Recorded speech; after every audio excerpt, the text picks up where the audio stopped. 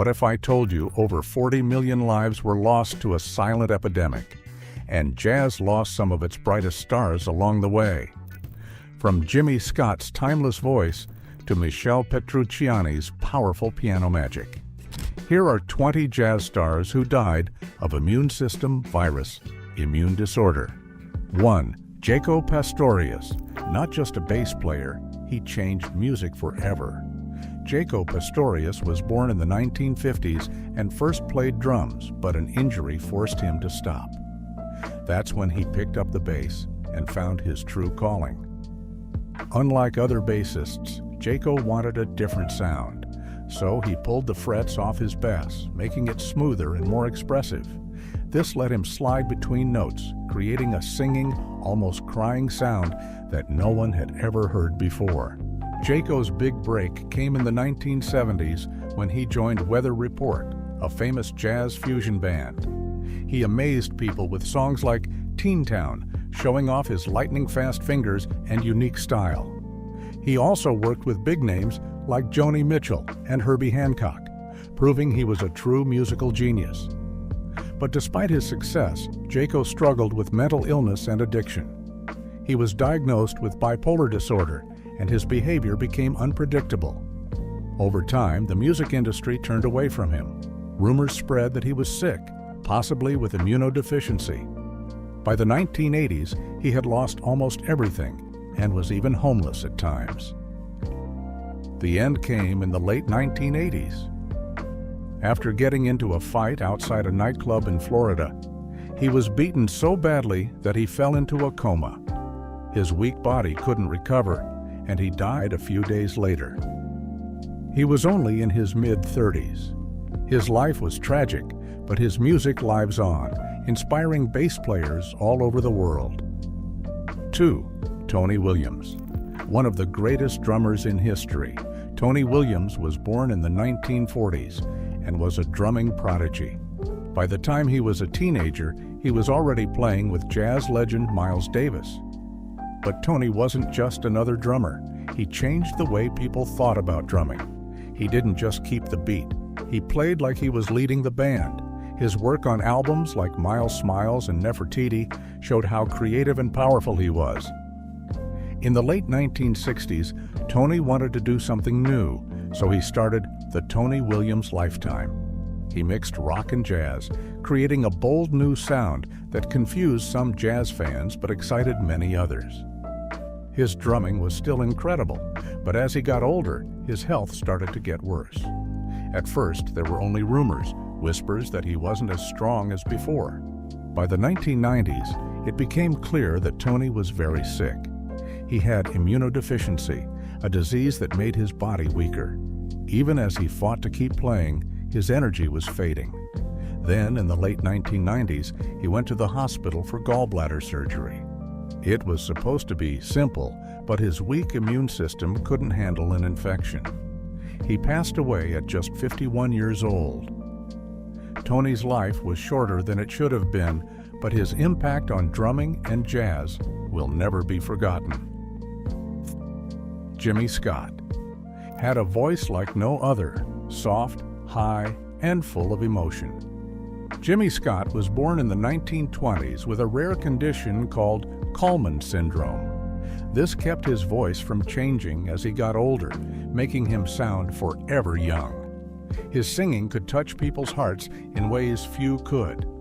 In the late 1940s, he started his music career.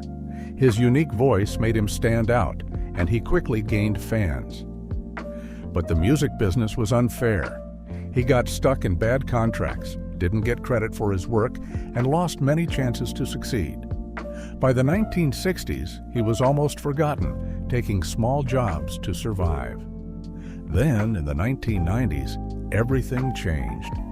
Famous musicians like Lou Reed helped bring him back. He recorded new albums, and people finally gave him the respect he always deserved. But behind his success, his health was failing. He had immunodeficiency, though he didn't talk about it much. Still, he kept singing, even as his body grew weaker. Unlike many others who died from immunodeficiency in the 1980s and 1990s, Medical treatments helped him live longer. But in the end, time caught up with him. His body couldn't fight anymore. He passed away in his late 80s, leaving behind music that will never be forgotten. 4. Michel Petrucciani didn't let his body stop him from doing great things. Michel Petrucciani was born in 1962 with a disease that made his bones extremely fragile. He was very small, but his love for music was huge. When he played the piano, it was like magic. His music was full of life and energy. Even as a child, he refused to be treated as weak. He learned from jazz legends like Bill Evans and Oscar Peterson and created his own powerful style. By his teenage years, people all over France knew his name. In the 1980s, he moved to the U.S. and played with some of the greatest jazz musicians. His performances were incredible. Since he was too small to reach the pedals, he used special ones made just for him. But once he started playing, nothing else mattered. His album Power of Three showed the world his amazing talent. He gave everything to his music, even though his body struggled to keep up. In the late 1990s, his health got worse. He had immunodeficiency, and his already weak body couldn't fight the illness. In 1999, he died from a lung infection at just 36 years old. Even though his life was short, his music still lives on. People still listen, still admire him. And one thought remains: what more could he have done if he had more time? 5. Alphonse Mouzon. Not just a drummer, he was a force of nature. Alphonse Mouzon was born in 1948 and helped create jazz fusion, mixing jazz with the power of rock and the groove of funk. He played a key role in Weather Report before making his own way. His hands moved fast, his rhythms wild but perfect. Every beat told a story. He played with legends: Herbie Hancock, Miles Davis, Stevie Wonder, always pushing jazz into new places. His solo work was just as bold. He took risks, he changed the game, and he never played it safe. But fame did not always follow talent. Musicians knew his greatness, but the world often overlooked him. Still, he kept playing, recording, and proving his skill again and again. Then came the illness. In 2016, he was diagnosed with cancer, a rare and aggressive kind. At the same time, he battled immunodeficiency, which weakened him even more. He fought hard, but the disease showed no mercy. On December 26, 2016, his drumming stopped forever. His loss hurt the music world deeply. His rhythms still echo in jazz fusion, his influence undeniable. But did the world ever truly see his genius before it was too late? Arthur Rames, a mystery, a musician whose talent burned too bright for the world to catch. Arthur Rames was born in 1957 and mastered both the saxophone and the guitar, his fingers moving with unreal speed and precision. He followed in the footsteps of John Coltrane, searching for something beyond the ordinary. In Brooklyn clubs, people whispered about him. Those who heard him play spoke of a powerful energy, an almost supernatural force in his music. His trio in the early 1980s pushed jazz to its limits, mixing post-bop with the fire of free jazz. He was brilliant. He was unstoppable. And yet, the world did not see him. He remained underground, known only to those who truly listened. His music was too raw, too intense for the mainstream. But that did not matter to him. He played for the love of the music, not for fame. Then, in the mid-1980s, just as he seemed on the edge of recognition, he was diagnosed with immunodeficiency.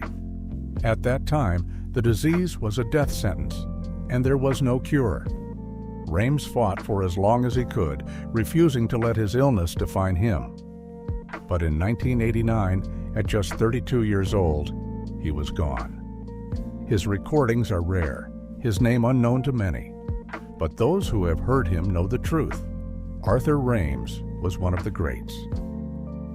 What would jazz sound like today if he had lived? 7. Don Myrick. Saxophone wasn't just an instrument, it was his voice.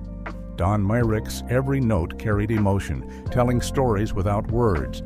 Born in Chicago in 1940, he started with jazz, but became famous in funk and R&B. His music was full of feeling and skill, making him stand out in the industry. Myrick was a key member of the Phoenix Horns, the horn section for Earth, Wind and Fire. His saxophone made songs like September, Reasons, and After the Love Has Gone Unforgettable. Even though he wasn't the star, his sound was unique and essential. He also worked with big names like Phil Collins, Carlos Santana, and Grover Washington Jr. His solo in Collins's One More Night showed his deep talent and sensitivity. But life wasn't always easy. In the 1980s, Myrick was diagnosed with immunodeficiency, a secret he kept because of the stigma around the illness. As his health declined, he played less, and the world saw less of his brilliance. Then, in 1993, tragedy struck. Myrick was fatally shot by a police officer during a substance raid. The details of his death remain unclear and controversial. It was a heartbreaking and senseless end to a life filled with music and passion. Despite his tragic death, Myrick's music lives on. His saxophone still speaks through the songs he helped create, reminding us of his incredible talent and the joy he brought to so many. Kenny Kirkland. Some pianists play notes. Kenny Kirkland spoke through them. His fingers danced across the keys with both skill and feeling. Born in Brooklyn in 1955, he started with classical piano, but found his true passion in jazz, where he could freely improvise and create.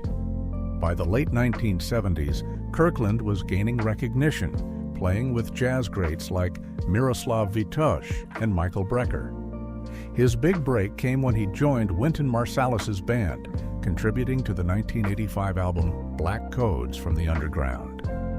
His piano playing was fresh, complex, and full of life, proving he was a game changer in jazz. Kirkland didn't stay in just one genre. In the mid-1980s, he joined Sting's band, bringing jazz elements to pop and rock. His work on albums like The Dream of the Blue Turtles and Nothing Like the Sun added richness and depth to the music. He had a rare ability to blend jazz with the mainstream sounds, making him a bridge between different musical worlds. But behind his success, Kirkland struggled with health issues. In the late 1990s, his condition worsened. Officially, he died of congestive heart failure in 1998 at the young age of 43. However, some believe immune system virus/G immune disorder played a role, a silent battle he never publicly spoke about. His death was a huge loss for jazz. He was still in his prime, with so much more music to give. His story, like Myrick's, is a reminder of the challenges many musicians faced, but his legacy remains in every note he played. 9. Thomas Chapin. Some musicians follow the rules, but Thomas Chapin saw no rules at all. His saxophone didn't just make music, it broke limits, surprised people, and changed jazz. Born in 1957 in Connecticut, Chapin was always an explorer. He learned from Jackie McLean, a jazz legend, but he didn't just copy him. He used those lessons to create something fresh. Chapin wasn't afraid. He jumped into experimental jazz, but his music was never too strange to enjoy. It was full of feeling, energy, and urgency. With his trio, bassist Mario Pavone and drummer Michael Sarin, he made music that was wild but also organized. Albums like Anima and Third Force proved he was always looking for new sounds. He wasn't just a saxophone player, he was a sound adventurer, but his journey ended too soon. In the mid-1990s, Chapin got leukemia. His immune system was already weak because of the immune system virus/immune disorder, making his fight even harder. His body struggled, but his spirit stayed strong. He recorded music until the very end, putting everything he had into Nightbird Song. The album became his last message to the world. In 1998, at just 40 years old, Chapin passed away. Jazz lost a fearless innovator, and the silence left behind was heartbreaking. 10. Eddie Jefferson. Some voices change music forever. Eddie Jefferson had one of those voices. Born in Pittsburgh on a summer day, he didn't just sing, he changed how jazz vocals worked. While others used scat singing, Jefferson had a different idea. He put words to the fast, beautiful solos of saxophones and trumpets, making it sound like the instruments were telling stories through his lyrics. His version of Moody's Mood for Love was more than a song. It was magic. He turned brass into words, making the music feel alive. But even though he was a pioneer, fame never truly found him. He stayed an underground legend, loved by those who really understood jazz. But trouble followed him. In his later years, he became weaker. The energy that had powered his voice started to fade. The cause? A disease that few talked about at the time, immune system virus/immunodeficiency. His body weakened, and his powerful voice became a quiet echo of what it once was. Then suddenly it was over. On May 9th, outside Baker's Keyboard Lounge in Detroit, gunshots rang out. Jefferson was gone. The mystery of his death remains. Was it a random act of brutality, or was something else at play? No one knows for sure. What's certain is that the world lost not just a great singer, but a true jazz innovator. 11. Sylvester. Some stars are meant to shine, but Sylvester was a burst of light too bright to miss. He didn't just sing. He owned the stage, dressed in sequins, his voice soaring over disco beats. Growing up in Los Angeles, he knew early on that he was different. Instead of hiding, he turned his uniqueness into art. San Francisco became his home, a city where he could be himself. By the late 1970s, his voice ruled dance floors. You Make Me Feel Mighty Real was more than a song.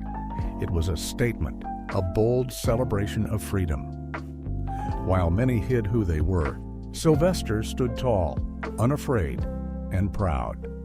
Then came the 1980s and a silent danger. Immune system virus/immune disorder started as whispers, then grew into a crisis. It took many, including Sylvester. His body weakened, but his spirit never did. He spoke out, fighting against fear and stigma. He passed away on December 16th at just 41 years old. But even in death, he made a difference. His earnings went to the fight against the disease. His music still plays, his voice still inspires. And one question remains: what more could he have given if he had more time? 12. Bobby DeBarge. Some voices seem too fragile for this world. Bobby DeBarge had one of those. Born in Detroit, his childhood was filled with pain. Music became his escape. His falsetto could break hearts and heal them in the same breath. He found a stage with the group Switch. Songs like There'll Never Be and I Call Your Name weren't just hits. They were pieces of his soul, but success came with struggles. Addiction took hold, leading him down a dark path. Then came the worst news. Substances led him to prison, and there he learned he had the immune system virus. It crept into his life quietly, like it had for so many others. By the time he was released in the early 90s, he was already fading. His once powerful voice was losing its fight against his failing body. Still, he tried. He recorded It's Not Over, hoping his music would outlast his pain. But on August 16th, his voice was silenced forever. Yet, if you listen closely, you can still hear him. His falsetto lives on in R&B, in artists who may not even know his name. His life was troubled, but his music remains, whispering between sound and silence. 13. Jermaine Stewart. A singer and dancer who brought joy to many, Jermaine Stewart was born in September 1957 and had a passion for music and movement. He started as a dancer, performing on the TV show Soul Train, where his talent stood out. People noticed his energy and charisma, and soon he was more than just a dancer. He was on his way to becoming a star. In the 1980s, Stewart's singing career took off. His biggest hit, "We Don't Have to Take Our Clothes Off," became an anthem. The song had a fun beat, but also carried a message. It told people that love and romance didn't have to be rushed. It became popular, reaching high on the music charts. For a time, Stewart was a well-known artist, and his music made people happy. His songs were played in clubs, on the radio, and at parties. He was known for his upbeat style and lively performances. But the music world is always changing. By the 1990s, new artists and sounds became popular, and Stewart struggled to stay in the spotlight. He still had his voice and talent, but the industry moved on. At the same time, he was fighting a serious illness. He didn't speak much about his struggles, but they affected his career and life. Despite this, he kept working on music. He had a project called Believe in Me, showing he still had hope and dreams. Sadly, in 1997, Stewart passed away at just 39 years old. His death didn't make big news, even though his music had touched so many. The world moved on quickly, but his song remained. Today, "We Don't Have to Take Our Clothes Off" is still remembered. It plays on the radio and in movies, reminding people of his talent. Jermaine Stewart's life was short, but his music left a mark. What if he had lived longer? What other songs could he have created? While he may not have stayed famous, his voice and message still live on, proving that music lasts even when time moves forward. 14. Kenny Green. A singer and songwriter whose music touched people's hearts, Kenny Green was born in January in the late 1960s and became famous as the lead singer of the R&B group Intro. The group was known for its smooth harmonies and emotional songs. Green had a special way of expressing feelings through music, making people connect deeply with his lyrics. Intro's debut album in the early 1990s was a big success. Songs like "Come Inside and Let Me Be the One" became fan favorites. Their version of Stevie Wonder's "Ribbon in the Sky" was especially moving.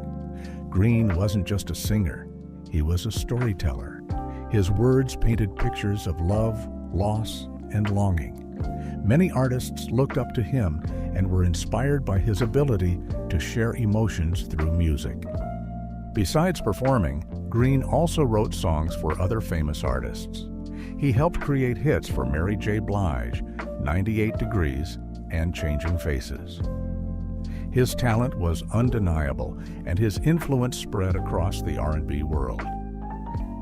However, as the years passed, people started noticing changes in him. His once strong voice lost its power, and his energy faded. Rumors about his health started to spread. By the late 1990s, the whispers became louder. Eventually, Green revealed that he had been living with immunodeficiency. The disease was taking a toll on his body. Unfortunately, the music industry, which had once embraced him, turned away. The support he needed was no longer there. During his final months, Green spent most of his time in the hospital. He used his voice to warn others about the dangers of the disease, but his once powerful presence had faded, and fewer people were listening. On October 1st, 2001, he passed away at just 32 years old. His death was barely acknowledged by the music industry. The world moved on quickly, forgetting the artist who had once given so much through his music. But his songs still exist, playing in the memories of those who loved them. What more could he have created if he had lived longer?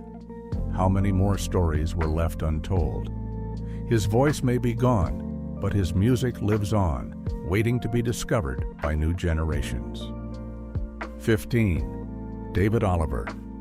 A singer with a voice as smooth as velvet, David Oliver's songs were full of deep emotions, telling stories of love and longing. Born in the early 1940s, he grew up in a time when music was rich with feeling. He admired legends like Marvin Gaye and Smokey Robinson, and he created a sound that was both classic and unique. When he sang, he didn't just perform, he made people feel every word. His voice carried power, but it was quiet and gentle, pulling listeners into his world. Oliver's big moment came in the late 1970s. He signed with Mercury Records and worked with the famous producer Wayne Henderson. Together, they created music that felt like magic. His album, Jamaican Man, became his breakthrough, featuring his most popular song, Ms. This song was like a warm hug, a tune that stayed in your mind long after it ended. Oliver was a master of quiet storm R&B, a style of music that was soft, smooth, and full of emotion. His songs made people feel like they were in a peaceful late-night moment, thinking about love and life. But fame does not last forever, and the music industry can be cruel. When the 1980s began, music changed, and Oliver was left behind. He kept making beautiful music, but fewer people listened. Then he got sick. At that time, many did not understand the disease that was spreading. Immunodeficiency was a silent threat, taking lives without warning. It was a scary time, and many people suffered in silence. Oliver was one of those people. He disappeared from the public eye, his voice fading away in the fear and confusion of the illness. In the summer of 1982, he passed away at just 40 years old. The world lost a talented artist too soon. Though his name is not as famous as some, his music still carries the same deep feeling. His voice, full of soul and passion, lives on. 16. Lonnie Pitchford. A blues musician who kept the old Delta blues alive, Lonnie Pitchford was born in Mississippi on October 8, 1955, and played with deep emotion, inspired by legends like Robert Johnson and Muddy Waters. But what made him special was his use of a simple instrument called the diddley bow, a one-string guitar. With it, he created rich, haunting sounds that carried the spirit of traditional blues. Pitchford's music impressed blues lovers and historians. He performed at festivals and small juke joints, keeping the old blues style alive. But he wasn't just a musician. He built his own instruments, making sure the Delta blues tradition continued not only in sound, but in craft. His hands shaped music and history at the same time. Unfortunately, Pitchford's life was cut short by illness. Even as his health declined, he never stopped playing. His final performances felt like a farewell, as if he knew he was playing for history itself. On November 8, 1998, he passed away at just 43 years old. Though gone, his music still echoes in the world of blues. His recordings, though few, capture the raw, pure sound of the Delta. The blues survives, but who will carry it forward now? 17. Cazuza. A singer and songwriter from Brazil who refused to be silenced, Cazuza was born in Rio de Janeiro on April 4, 1958. He had the soul of a poet and the energy of a rock star. His music was full of emotion, telling stories of love, rebellion, and the reality of life. First as part of the band Barão Vermelho, and later as a solo artist, he became famous for his honest and passionate lyrics. His songs were more than just popular hits. They were raw and personal. He sang about the highs and lows of life as if he knew his time was limited. In 1987, he was diagnosed with a serious illness, but instead of hiding, he faced it openly. Unlike many, Cazuza didn't step away from the spotlight. He let the world see his struggle, refusing to be silent. His voice, even as his body weakened, remained strong. His final songs were filled with urgency, as if he was racing against time to leave his mark. On July 7, 1990, at only 32 years old, Cazuza passed away, but his music and message live on. His words still inspire, his defiance still resonates. Can a voice like his ever truly be silenced? 18. Howard E. Scott. Born on March 15, 1946, in Los Angeles, Howard E. Scott loved music and became a great guitar player. He helped start the band War, a group that mixed funk, rock, jazz, and blues into something exciting and fresh. Their songs were more than just music. They told stories and brought people together. Scott played on big hits like Lowrider, Why Can't We Be Friends, and The Cisco Kid. His guitar playing gave these songs their unique sound. War wasn't just a band, it was a movement. Their music spoke about life in the streets, different cultures, and the struggles people faced. Scott's guitar wasn't just an instrument, it was a voice for change. But as time went on, Scott faced a challenge that music couldn't fix. He battled a disease that slowly took his strength. The public didn't see his struggle, but those close to him knew. The music world moved fast, offering little support. On March 16, 2007, Scott passed away. Even though he is gone, his music still plays. His songs continue to inspire musicians in funk, hip-hop, and rock. His name isn't always remembered, but his influence is everywhere. The question remains, who will carry his legacy forward? 19. Peter Ivers. Not an ordinary musician, Peter Ivers mixed jazz, funk, and rock in ways no one expected. Born in Boston in the mid-1900s, he picked up the harmonica as a child. He didn't just play like others, he created his own style. Instead of copying famous musicians, he experimented with sound, making something completely new. His music was strange, but that's what made it special. It wasn't meant to be easy to understand. It was meant to make people think and feel in new ways. During the 1970s, Ivers moved through underground music circles. He worked with well-known artists like John Cale and Van Dyke Parks. But music wasn't his only passion. He became the host of New Wave Theater, a wild and unpredictable TV show that gave punk and experimental artists a stage. His interviews were odd, his way of speaking mysterious. He wasn't just a musician, he was a performer, an artist, and a storyteller.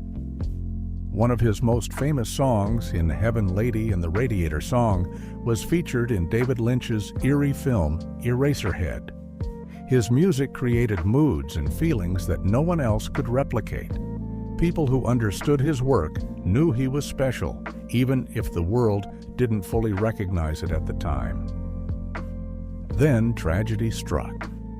On March 3, 1983, Ivers was found dead under suspicious circumstances in his Los Angeles apartment. The crime was never solved. His life was cut short, and the world lost a unique voice. Later, it was discovered that he had been living with immunodeficiency, a secret that added another layer of sadness to his story. People wondered, was his death random, or was there more to it? His illness and the mystery around his passing made his story even more haunting. He became a figure of both talent and tragedy. Today, Peter Ivers is remembered for his unusual and daring approach to music. His songs and performances left a lasting impact, even if he never became a household name. His work influenced underground music and inspired those willing to think outside the box. But his story remains unfinished. Was he always meant to be a mystery? Or was his life just another example of genius lost too soon? 20. Marvin Gaye. One of the greatest singers of all time, Marvin Gaye had a voice that was smooth and full of emotion. He sang about love, pain, and change. He started singing in church in Washington, D.C., and later became famous around the world. In the 1960s, he was Motown's star, known for his soft, romantic songs. But in the 1970s, he changed.